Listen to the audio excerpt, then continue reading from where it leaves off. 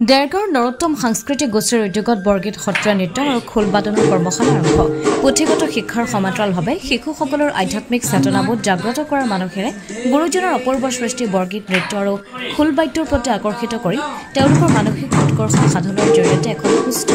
আৰু নিকা সমাজ গঢ়াৰ প্ৰয়াসেৰে দেৰগাঁৱৰ নৰোত্তম সাংস্কৃতিক গোষ্ঠীৰ উদ্যোগত লঠাগাঁওস্থিত দেৰগাঁও নিম্ন বুনিয়াদী বিদ্যালয় প্ৰাংগণত আৰম্ভ কৰিছে বৰগীত সত্ৰীয়া নৃত্য আৰু খোলবাদনৰ কৰ্মশালা তিতাবৰস্থিত কমলাবাৰী সত্ৰৰ অধ্যাপক পৰমানন্দ কাকতি বৰবায়ন মহাপুৰুষ শ্ৰীমন্ত শংকৰদেৱ বিশ্ববিদ্যালয়ৰ সহকাৰী অধ্যাপক দীপাংকৰ বিশ্ব দত্তই প্ৰশিক্ষণ প্ৰদান কৰা কৰ্মশালাখনিত ইতিমধ্যে শতাধিক ছাত্ৰ ছাত্ৰী অংশগ্ৰহণ কৰিছে এই উপলক্ষে কৰ্মশালাখনিৰ সমাজকৰ্মী ধ্ৰুৱকান্ত বৰাই বন্তি প্ৰজ্বলন লোকশিল্পী দিলীপ বৰা আৰু নামাচাৰ্য যোগেন বৰাই প্ৰাৰ্থনাৰে শুভাৰম্ভণি কৰাৰ পাছতে উদ্বোধন শিশু নাট্যকাৰ পৰিচালক গোপাল চন্দ্ৰ বৰাই কৰিছে দেৰগাঁৱৰ পৰা কুমুদ বৰাৰ ৰিপৰ্ট পোহৰ লাইভ 8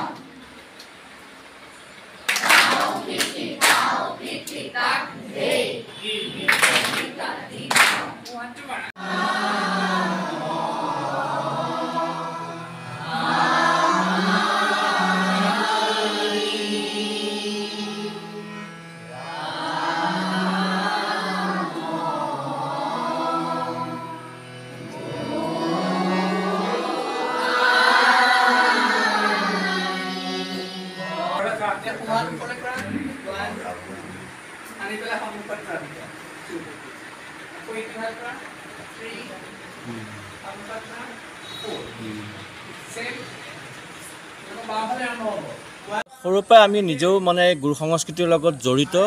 বিশেষকৈ এই যিটো মোবাইল মেনিয়া আমাৰ ছাত্ৰ ছাত্ৰীসকলৰ মাজত মানে গ্ৰাস কৰি উঠিছে সেই মোবাইল মেনিয়াটো দূৰ কৰি আমি গুৰু সংস্কৃতিৰ ফালে ধাৱমান কৰিবৰ কাৰণে বা আধ্যাত্মিক চেতনা জাগৃত কৰিবৰ কাৰণে আমাৰ মহাপুৰুষ শ্ৰীমন্ত শংকৰদেৱ গুৰুজনাই যি সৃষ্টি আজি দি থৈ গৈছে ভাওনা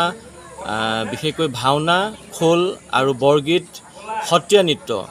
এই আটাইকেইটা বস্তু শিকিবৰ কাৰণে প্ৰথম অৱস্থাতে আমি আমাৰ এই কৰ্মশালা আয়োজন কৰিছোঁ প্ৰথম বৰ্ষ তেওঁলোকক মানে বিশেষকৈ কি ক'ম মানে বৰগীতৰ দ্বাৰাই